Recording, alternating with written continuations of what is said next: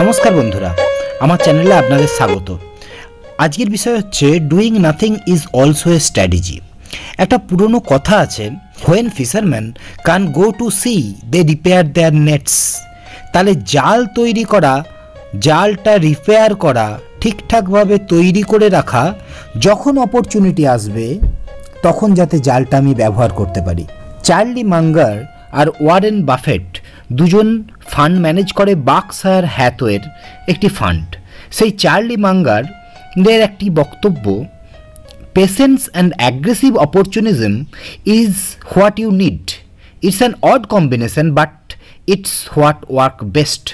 ধৈর্য ধরে থাকা, বহুদিন ধরে ধৈর্য ধরে থাকা এবং হঠাৎ করে অ্যাগ্রেসিভ হয়ে যাওয়া, এই স্ট্র্যাটেজিটা খুব ভালো কাজ করে মার্কেটে।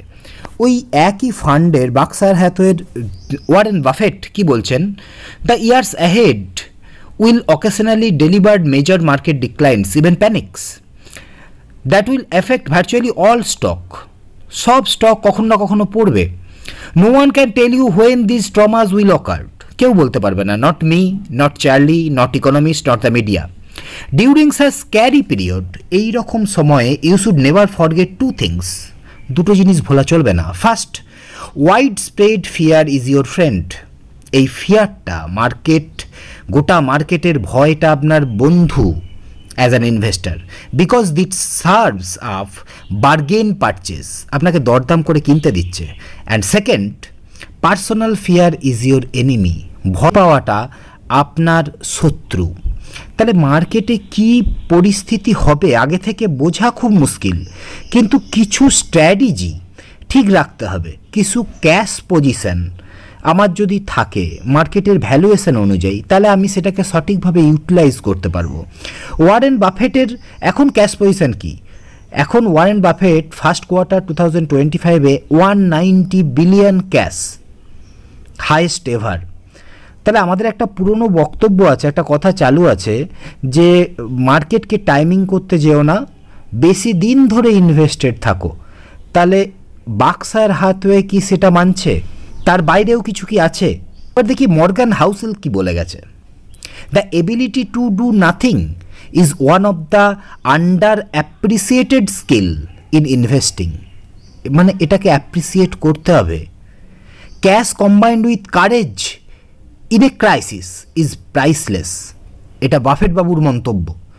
মানে আপনাকে ক্যাশ পজিশন রাখতে হবে। কখন রাখবেন, কিভাবে রাখবেন, কখন ক্যাশ বিল্ড আপ করবেন, সেটা আপনাকে স্ট্র্যাটেজি বানাতে হবে। প্রত্যেকটা মিউচুয়াল ফান্ডই তাই করে। প্রত্যেকটা ইন্ডিভিজুয়াল ইনভেস্টার যারা স্মার্ট হয় তারা সেটা করার চেষ্টা করে। স্যার ওয়ারেন বাফেটের বার্কশায়ার হ্যাথওয়ের বর্তমান ক্যাশ পজিশন সর্বোচ্চ। ইন্ডিয়ান মিউচুয়াল ফান্ড কী করছে?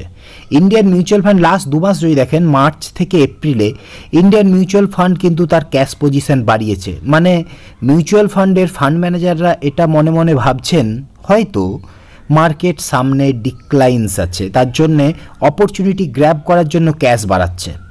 আমি large cap, mid cap, small ক্যাপে কী ক্যাশ পজিশন আছে সেটা নিয়ে আলোচনা করব, সেই স্ট্যাটিস্টিক্স দেব। কিন্তু তার আগে ইন্ডিয়ান মিউচুয়াল ফান্ডের ফান্ড ম্যানেজাররা লাস্ট 4 মাসে ক্যাশ নিয়ে কীরকম কল নিচ্ছে সেটা একটু দেখে নেব। এই সময়ে ইন্ডিয়ান মিউচুয়াল ফান্ড যে ক্যাশটা হোল্ড করছে সেই ক্যাশটা হচ্ছে 15 বছরের সর্বোচ্চ 17,361 কোটি টাকা ক্যাশ রিজার্ভ করেছে শেষ 1 মাসে, যেটা জানুয়ারি মাসে ছিল টোটাল AUM মানে অ্যাসেট আন্ডার ম্যানেজমেন্টের 5.3%। তারপরে ফেব্রুয়ারি সঠিক ডেটা পাওয়া যায়নি, মার্চে সেটা বেড়ে হয়েছে 5.86 এবং এপ্রিলে সেটা হয়েছে 7.2। তাহলে এটা কন্টিনিউয়াসলি বাড়ছে এবং এখন সর্বোচ্চ। ক্যাশ কেন হোল্ড করে একটা mutual fund? Two preserve capital. মানে যখন লস হচ্ছে, ভোলাটাইল টাইমসে লসটা থেকে বাঁচার জন্য। Be ready to deploy funds when better opportunity arise.